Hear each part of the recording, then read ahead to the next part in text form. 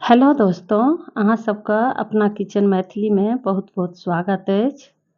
आइ हम बहुत ही टेस्टी नाश्ता बना कऽ देखायब, जो एक बेर बना कऽ खेबै तऽ बार बार बनबैके और खायके मोन करत। चलू बना कऽ देखबै छी। एतऽ हम फूलल मूँग लेने रहौं, यानी खेरही के हम फूलै लए 4-5 घंटा छोड़ि देलियै। ओहिके बाद पानिमे सँ निकालि कऽ 4-5 घंटा छोड़ि देलियै तऽ ओकरा गेलै। और 1 कप हम लेने रहियै, ओकरा हम एक बड़ा कटोरी बॉल जे हैत कठो तऽ ओहिमे लऽ लेलियै।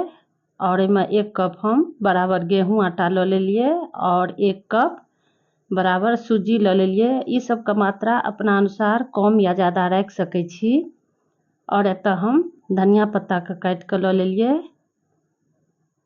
और एहिमे हम दऽ देलियै 1 बड़का प्याज, प्याजोके महीन काटि लेलियै। और गाजरोके हम काटि लेलियै या कद्दूओकस कऽ कऽ लऽ सकै छी। हम एतऽ महीन महीन कटने छियै हँसुआसँ। और एहिमे हम शिमला मिर्च लऽ लेलियै महीन महीन काटि कऽ।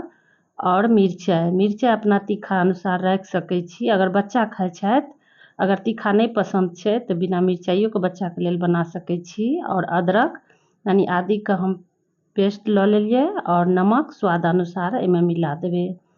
और कनि हल्दी हम दऽ देलियै कलरके चलते, जे पीला रहतै तऽ कनि नीक लगतै।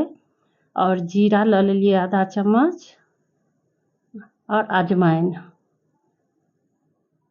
और एहिमे नॉर्मल पानि दऽ कऽ बढ़िआँ जकाँ मिला देबै। अगर शिमला मिर्च या गाजर अगर नहीं यऽ तऽ प्याजो दऽ कऽ महीनके प्याज 2 से 3 गो काटि कऽ महीनके काटि कऽ दऽ कऽ मिला सकै छी। सिर्फ प्याजोके बहुत नीक बनि कऽ तैयार होइ छै।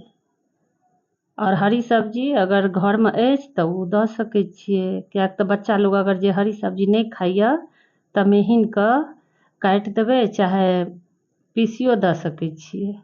कोई भी हरी सब्जीके महीन महीन काटि कऽ मिक्सीमे पीस लेबै आ एनाहिए घोलमे मिला देबै तऽ बच्चा बहुत नीकसँ खायत।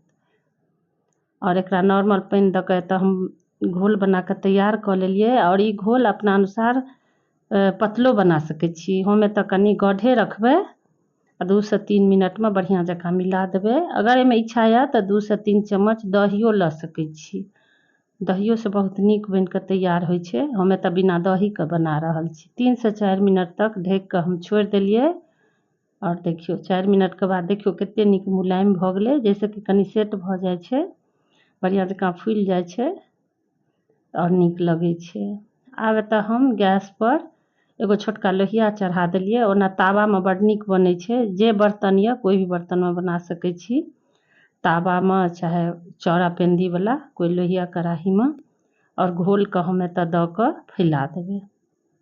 एतऽ तऽ हम छोटे छोटे बना रहल छी। अगर नमहर लोहिया यऽ चाहे तावा तऽ ओहिमे नमहरका तावा यऽ तऽ ओहिमे दऽ देबै आ फैला देबै तऽ नमहर बना सकै छी। अपना अनुसार जे साइज पसन्द हैत बना लेब।